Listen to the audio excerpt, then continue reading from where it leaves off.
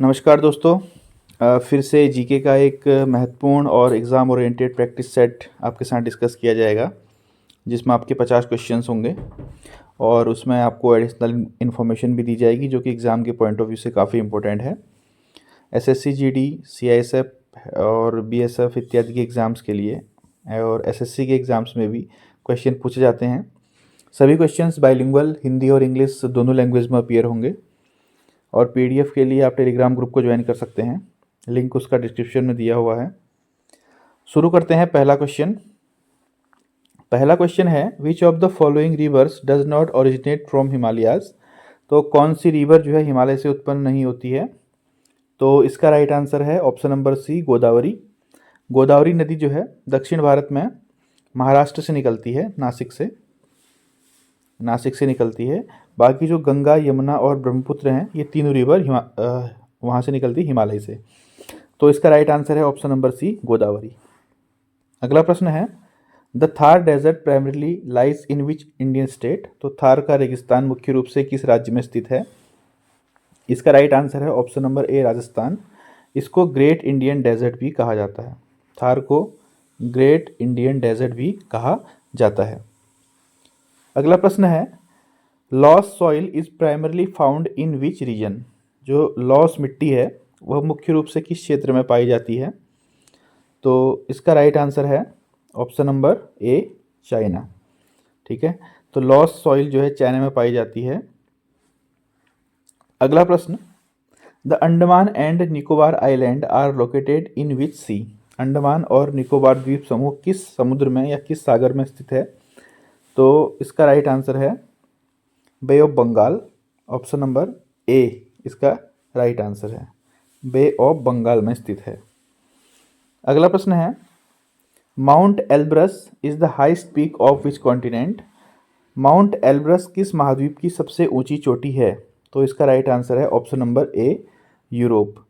तो mount Elbrus जो है वो सबसे ऊंची चोटी है यूरोप की और यह है रसिया में स्थित।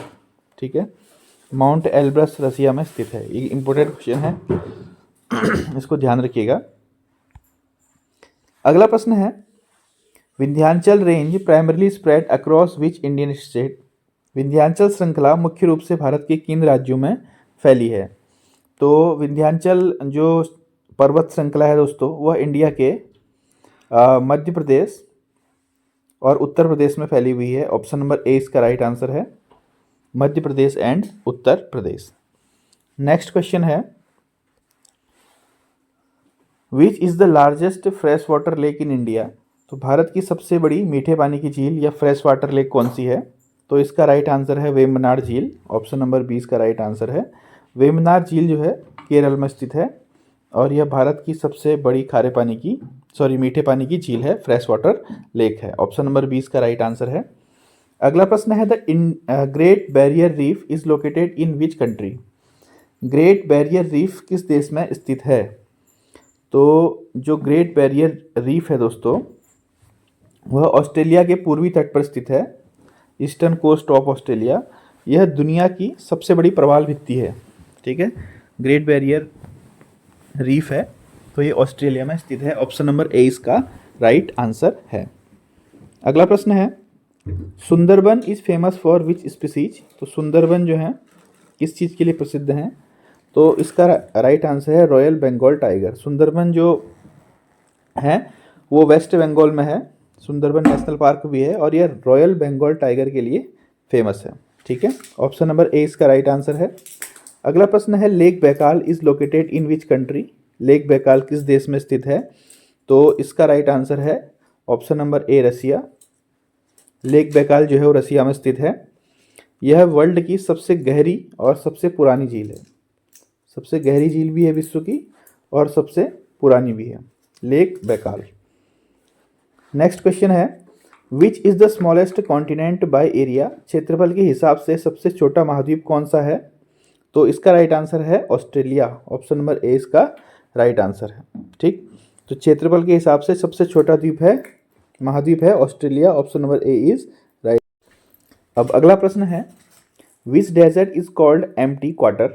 तो किस रेगिस्तान को एम्प्टी क्वार्टर के नाम से जाना जाता है? तो इसका राइट आंसर है ऑप्शन नंबर ए, रब अल खली। रब अल खली अरब प्रायद्वीप का एक रेगिस्तान है जिसको एम्प्टी क्वार्टर के नाम से जाना जाता है। ये बहुत इंपॉर्टेंट क्वेश्चन है, इसको ध्यान रखिएगा। ऑप्शन नंबर ए इसका राइट आंसर है। अगला प्रश्न है, who was the first governor general of independent India? Commonly पूछा जाने वाला क्वेश्चन है कि स्वतंत्र भारत के पहले गवर्नर जनरल कौन थे? ठीक है, तो इसका राइट आंसर है ऑप्शन नंबर ए, लॉर्ड माउंटबेटन। लॉर्ड माउंटबेटन जो है वो 1947 से 1948 तक का स्वतंत्रता के बाद भारत के पहले गवर्नर जनरल रहे। तो ऑप्शन नंबर ए इसका राइट आंसर है। ठीक, नेक्स्ट है, the Indus valley civilization was primarily based on which river? Sindhu घाटी सभ्यता मुख्य रूप से किस नदी पर आधारित थी? तो इसका राइट आंसर है सिंधु या फिर इंडस। इंडस रिवर को हिंदी में सिंधु नदी कहा जाता है। तो इसका राइट आंसर है option number A, Indus valley civilization was primarily based on Indus river. Option number A is right answer. Next question है, Chhatrapati Shivaji Maharaj founded which fort in Maharashtra? Chhatrapati Shivaji Maharaj ने महाराष्ट्र में कौन सा किला बनवाया? तो इसका राइट आंसर है रायगढ़ का किला। Option number A, Raigad fort जो है छत्रपति शिवाजी महाराज द्वारा बनाया गया था और रायगढ़ किला इनकी राजधानी थी। तो ऑप्शन नंबर ए इसका राइट आंसर है। छत्रपति शिवाजी महाराज जो है मराठा साम्राज्य के राजा थे। अगला प्रश्न है, हु रोट अर्थशास्त्र? अर्थशास्त्र किसके द्वारा लिखा गया था? तो अर्थशास्त्र कौटिल्य के द्वारा लिखा गया था। कौटिल्य को ही चाणक्य भी कहा जाता है दोस्तों। ठीक है, यहाँ पर ऑप्शन सेम हो गए हैं। तो कौटिल्य को ही चाणक्य भी कहा जाता है, उन्होंने अर्थशास्त्र की रचना की थी। अगला प्रश्न है, the battle of Plassey was fought between? Plassey का युद्ध जो कि 1757 में लड़ा गया था, वह किस किस के मध्य लड़ा गया था? तो हिस्ट्री से पूछा जाने वाला कॉमन सा क्वेश्चन है कि प्लासी का युद्ध किस किस के बीच लड़ा गया था। तो प्लासी का युद्ध दोस्तों लड़ा गया था ब्रिटिश ईस्ट इंडिया कंपनी और बंगाल के नवाब सिराजुद्दौला के मध्य। ठीक है, ईस्ट इंडिया कंपनी और सिराजुद्दौला जो कि उसमें बंगाल के नवाब थे, उनके मध्य लड़ा गया था। तो सिराजुद्दौला नाम याद रखिएगा। ऑप्शन नंबर ए इसका राइट आंसर है। अगला प्रश्न है, Ashoka embraced which religion after Kalinga war? तो कलिंग युद्ध के बाद अशोक ने कौन सा रिलीजन अपनाया था? तो किंग अशोक ने जब कलिंग का युद्ध हुआ था तो उसके बाद उन्होंने बुद्धिज्म अपना लिया था। ऑप्शन नंबर ए इसका राइट आंसर है। ठीक है, बुद्धिज्म इन्होंने अपना लिया था। नेक्स्ट क्वेश्चन है, who was the last Mughal emperor of India? Bharat का आखिरी मुगल सम्राट कौन था? तो भारत के जो आखिरी मुगल सम्राट थे वो थे बहादुर शाह जफर। ठीक है, बहादुर शाह। तो इसका राइट आंसर है ऑप्शन नंबर ए। अगला प्रश्न है, the non cooperation movement was launched in which year? असहयोग आंदोलन किस वर्ष शुरू हुआ था? तो असहयोग आंदोलन जो है वह महात्मा गांधी के नेतृत्व में 1920 में शुरू हुआ था। तो असहयोग आंदोलन किस वर्ष शुरू हुआ था दोस्तों? 1920, 1920 में। ठीक है, अगला प्रश्न है, नेक्स्ट क्वेश्चन है, who founded the Dravida Munnetra Kazhagam? DMK एक पॉलिटिकल पार्टी है, उसकी स्थापना किसके द्वारा की गई थी? तो इसका राइट आंसर है CN अन्नादुरई के द्वारा 1949 में द्रविड़ मुनेर कड़गम जो डीएमके पार्टी है उसकी स्थापना की गई थी। अगला प्रश्न है, the Khmer empire is associated with which present day country? Khmer साम्राज्य किस वर्तमान देश से जुड़ा हुआ है? तो इसका राइट आंसर है ऑप्शन नंबर ए, कंबोडिया। तो खमेर साम्राज्य जो है कंबोडिया से जुड़ा हुआ है और जो अंकोर वाट का प्रसिद्ध मंदिर है, सूर्य मंदिर, वह भी कंबोडिया में स्थित है। अंकोर वाट का सूर्य मंदिर वह भी कहाँ स्थित है? कंबोडिया में। ऑप्शन नंबर ए इसका राइट आंसर है। Akbar Din e Ilahi was blend of which religions? Akbar का दीन ए इलाही किन रिलीजन्स का मिश्रण था? तो इसका राइट आंसर है हिंदुइज्म एंड इस्लाम। जो अकबर ने दीन ए इलाही रिलीजन बनाया था वो हिंदुइज्म एंड इस्लाम का मिक्सचर था। अगला प्रश्न है, who is known as the father of modern India? आधुनिक भारत का पिता किसे कहा जाता है? तो आधुनिक भारत का पिता कहा जाता है राजा राम मोहन राय को। राजा राम मोहन राय ने सती प्रथा जो थी, इंडिया में सती प्रथा चलती थी, उसका अंत किया था। ऑप्शन नंबर ए, राजा राम मोहन राय इसका राइट आंसर है। अगला प्रश्न, who appoints the chief election commissioner of India, भारत के मुख्य चुनाव आयुक्त की नियुक्ति कौन करता है? तो इसका राइट आंसर है प्रेसिडेंट ऑफ इंडिया। तो भारत के राष्ट्रपति जो है वो चीफ इलेक्शन कमिश्नर की नियुक्ति करते हैं। पहले चीफ इलेक्शन कमिश्नर थे हमारे दोस्तों सुकुमार सेन, और प्रेजेंट के चीफ इलेक्शन कमिश्नर है ज्ञानेंद्र कुमार। ठीक है, इसको ध्यान रखिएगा। और भारत में पहले आम चुनाव कब हुए थे? 1951 से 1952 के बीच में भारत में पहले आम चुनाव हुए थे। तो ये इन्फॉर्मेशन यहाँ से याद रखेंगे। अगला प्रश्न है, the fundamental rights are mentioned in which part of the Indian constitution, भारतीय संविधान के किस भाग में मौलिक अधिकार सम्मिलित हैं?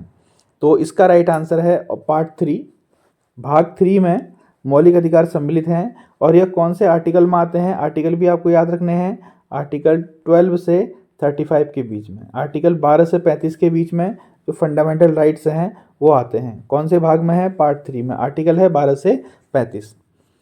Next, which amendment gave the right to education as a fundamental right, किस संशोधन ने शिक्षा के अधिकार को मौलिक अधिकार बनाया? तो इसका राइट आंसर है 86th अमेंडमेंट। 2002 में, सन 2002 में जब 86th अमेंडमेंट हुआ था कॉन्स्टिट्यूशन में, तो तब जो शिक्षा का अधिकार था उसको मौलिक अधिकार बना दिया, यानी कि शिक्षा के अधिकार को आर्टिकल 21A में शामिल कर दिया गया था। ठीक है, तो ऑप्शन नंबर ए 86th अमेंडमेंट इसका राइट आंसर है, इसको ध्यान रखिएगा। अगला प्रश्न है, the Rajya Sabha is a permanent house, what is its maximum term of membership for one member, Rajya Sabha जो है एक स्थायी सदन है, इसके सदस्य की अधिकतम अवधि कितनी होती है? तो जो राज्यसभा होती है उसके जो मेंबर होता है उसकी अवधि होती है 6 साल की, और जो लोकसभा का मेंबर होता है उसकी अवधि होती है 5 साल की। ठीक है, तो इसको ध्यान रखिएगा, जो राज्यसभा का मेंबर होगा उसका कार्यकाल 6 वर्ष का होता है। ठीक है, नेक्स्ट क्वेश्चन है, who preside over the joint session of parliament, तो संयुक्त संसद के जो ज्वाइंट सेशन होता है, संयुक्त सत्र होता है, उसकी अध्यक्षता किसके द्वारा की जाती है? तो लोकसभा के स्पीकर के द्वारा उसकी अध्यक्षता की जाती है, स्पीकर ऑफ लोकसभा। नेक्स्ट है, which schedule of constitution deals with allocation of powers between union and state, तो संविधान की किस अनुसूची में संघ और राज्यों के बीच में शक्तियों का वितरण या फिर विभाजन है? तो इसका राइट आंसर है 7th शेड्यूल। ठीक है, 7th शेड्यूल के अंदर यूनियन और स्टेट के बीच में पावर का डिस्ट्रीब्यूशन है, पावर का एलोकेशन है, तो इसका राइट आंसर है 7th शेड्यूल। नेक्स्ट है, the president of India can dissolve Lok Sabha on whose advice, भारत के राष्ट्रपति लोकसभा को किसकी सलाह पर भंग कर सकते हैं? तो इसका राइट आंसर है प्राइम मिनिस्टर, यानी कि प्रधानमंत्री की सलाह पर भारत के राष्ट्रपति लोकसभा को भंग कर सकते हैं, डिसॉल्व कर सकते हैं। ठीक है, तो प्राइम मिनिस्टर इसका राइट आंसर है। PIL का फुल फॉर्म होता है पब्लिक इंटरेस्ट लिटिगेशन। ठीक है, पब्लिक इंटरेस्ट लिटिगेशन, इसको हिंदी में कहा जाता है जनहित याचिका। सबसे पहले किस देश में शुरू हुई थी? तो इसका राइट आंसर है USA में। सबसे पहली PIL जो थी वो USA से शुरू हुई थी। PIL का फुल फॉर्म है पब्लिक इंटरेस्ट लिटिगेशन, हिंदी में इसको बोलते हैं जनहित याचिका। USA इसका राइट आंसर है।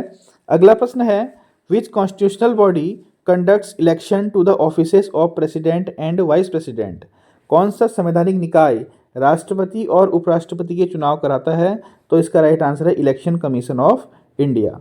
भारत में जब भी राष्ट्रपति के और उपराष्ट्रपति के चुनाव होते हैं तो उसको भी इलेक्शन कमीशन ऑफ इंडिया के द्वारा कराया जाता है। नेक्स्ट क्वेश्चन है, directive principle of state policy are mentioned in which part of Indian constitution, राज्य के नीति निर्देशक सिद्धांत भारतीय के संविधान के किस भाग में हैं? तो इसका राइट आंसर है ऑप्शन नंबर ए पार्ट 4 में। ठीक है, जो directive principle of state policy हैं वो पार्ट 4 में है, और ये कौन से आर्टिकल्स में आते हैं? आर्टिकल हमेशा आप याद रखेंगे 36 to 51। आर्टिकल 36 to 51 में राज्य के नीति निर्देशक सिद्धांत आते हैं, और यह संविधान के भाग 4 में स्थित हैं।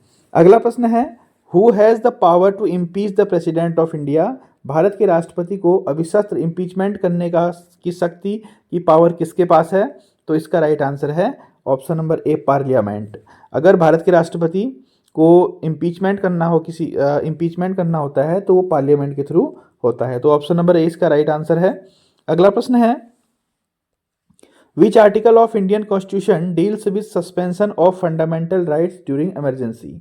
संविधान का कौन सा अनुच्छेद आपातकाल में मौलिक अधिकारों को निलंबित करने से संबंधित है? यानी कि जब इमरजेंसी लग जाती है तो मौलिक अधिकार सस्पेंड हो जाते हैं, तो किस आर्टिकल के तहत होते हैं? तो उसका राइट आंसर है आर्टिकल 358। ठीक है, आर्टिकल 358 जो है वह क्या करता है, आपातकाल में जो मौलिक अधिकार है उनको निलंबित करने से संबंधित है। Who holds the record for the most goals in FIFA world cup history? तो फीफा विश्व कप में सबसे अधिक गोल का रिकॉर्ड किसके पास है? इसका राइट आंसर है मिरोस्लाव क्लोसे। मिरोस्लाव क्लोसे ने सबसे ज़्यादा 16 गोल किए हैं, और ये किस देश के हैं? ये हैं दोस्तों जर्मनी के। ठीक है, यह जर्मनी के हैं और इन्होंने फीफा वर्ल्ड कप में आज तक के सबसे ज़्यादा 16 गोल किए हैं। अगला प्रश्न है which country has one the most Olympic gold medals in hockey? तो हॉकी में सबसे अधिक ओलंपिक गोल्ड मेडल किस देश ने जीते हैं? इसका राइट आंसर है इंडिया ने। इंडिया ने आज तक का 8 गोल्ड मेडल जीते हैं हॉकी में, तो ये सबसे ज़्यादा गोल्ड मेडल जीतने वाली कंट्री है इंडिया। ठीक है, अगला प्रश्न है who is known as the fastest man in the world? तो विश्व का सबसे तेज आदमी कौन है? तेज आदमी मतलब कि धावक, स्प्रिंटर कौन है? उनका नाम है उसेन बोल्ट। उसेन बोल्ट का नाम आपने जरूर सुना होगा। यह जमैका के हैं और 100 मीटर स्प्रिंट में वर्ल्ड रिकॉर्ड इन्हीं के नाम है। Next question, Wimbledon championship is associated with which sports? Wimbledon championship किस खेल से जुड़ी हुई है? तो इसका राइट आंसर है टेनिस। तो विंबलडन चैंपियनशिप होती है वो टेनिस खेल से संबंधित है। अगला प्रश्न है who won the ICC cricket world cup 2019? ICC विश्व कप 2019 इंग्लैंड ने जीता था। नेक्स्ट है the term LAOOP is used in which sports? तो LAOP शब्द किस खेल में उपयोग होता है? तो इसका राइट आंसर है बास्केटबॉल। LAOP शब्द जो है बास्केटबॉल में प्रयोग होता है। तो जो स्पोर्ट्स की टर्मिनोलॉजी होती है, स्पोर्ट्स के जो टर्म्स यूज किए जाते हैं, वहाँ से भी 1 या 2 नंबर से हमारे एग्जाम्स में क्वेश्चन पूछे जाते हैं। तो इसका राइट आंसर है option number A basketball. Next question है which Indian sportsman won the Ballon d'Or award in 2022? कभी कभी प्रीवियस ईयर्स के भी क्वेश्चन करंट अफेयर्स उठा के हमारे एग्जाम में डाल देता है। तो किस भारतीय खिलाड़ी ने 2022 में बैलन डी ओर पुरस्कार जीता था? तो बैलन डी ओर पुरस्कार जो है इसमें जीता था दोस्तों बेंजेमा ने, करीम बेंजेमा ने। इसमें इसका आंसर आएगा नन, ऑप्शन नंबर डी इसका आंसर आएगा नन। 2022 का जो बैलन डी ओर पुरस्कार है वो करीम बेंजेमा ने जीता था, जो कि फ्रांस के हैं। ठीक है, अगला प्रश्न है Sachin Tendulkar scored 100 international century in which sports? तो सचिन तेंदुलकर को आप सब लोग जानते हैं, इन्होंने 100 अंतर्राष्ट्रीय शतक बनाई, ये एक क्रिकेट प्लेयर हैं। अगला प्रश्न है formula 1 grand prix is associated with which sports? Formula 1 grand prix किस खेल से संबंधित है? तो इसका राइट आंसर है मोटर रेसिंग से संबंधित है। अगला प्रश्न who won the most Olympic medals in a single edition? किसी एक ओलंपिक में सबसे अधिक पदक किसने जीते? तो इसका राइट आंसर है Michael Phelps. Option number A is right answer. जो माइकल फिलिप्स थे वो तैराकी के प्लेयर हैं, उन्होंने सबसे अधिक मेडल जीते, बीजिंग ओलंपिक में 8 गोल्ड मेडल जीते। ठीक है, तो इसका राइट आंसर है option number A Michael Phelps. अगला प्रश्न है FIFA world cup hosted which country hosted the first FIFA world cup? तो फर्स्ट फीफा वर्ल्ड कप जो है दोस्तों वो 1930 में हुआ था। तो उसको किसने होस्ट किया था सॉरी, तो उसका मेजबान देश कौन सा था? तो इसका राइट आंसर है उरुग्वे। तो 1930 में जब सबसे पहला फीफा वर्ल्ड कप हुआ था तो उसको होस्ट किया था उरुग्वे ने। अगला प्रश्न है the Ashes series is contested between which countries? तो एसेस सीरीज जो है क्रिकेट की एक सीरीज है, वह किन 2 देशों के मध्य खेली जाती है? तो इसका राइट आंसर है इंग्लैंड एंड ऑस्ट्रेलिया। जो एसेस सीरीज है वह एक क्रिकेट की सीरीज है जो कि इंग्लैंड और ऑस्ट्रेलिया के मध्य खेली जाती है, और इसका प्रारूप है दोस्तों टेस्ट क्रिकेट। ठीक है, एक प्रकार का टेस्ट क्रिकेट है, इसका नाम है एसेस, और ये इंग्लैंड और ऑस्ट्रेलिया के बीच में खेला जाता है। अगला प्रश्न है Serena Williams is famous in which sports? Serena Williams किस खेल के लिए प्रसिद्ध हैं? तो इसका राइट आंसर है टेनिस। सेरेना विलियम्स यूएसए की प्लेयर हैं, इन्होंने 23 ग्रैंड स्लैम खिताब जीते हैं, जो कि सबसे ज़्यादा हैं। ऑप्शन नंबर ए इसका राइट आंसर है। तो दोस्तों ये थे हमारे आज के प्रश्न। आप वीडियो पे बने रहिए और इसके लिए हमारे चैनल को सब्सक्राइब कर लीजिए, बेल आइकन को दबाइए, और इनकी पीडीएफ के लिए आप हमारे टेलीग्राम ग्रुप को ज्वाइन कर सकते हैं, जिसका लिंक डिस्क्रिप्शन बॉक्स में दिया हुआ है। Thank you.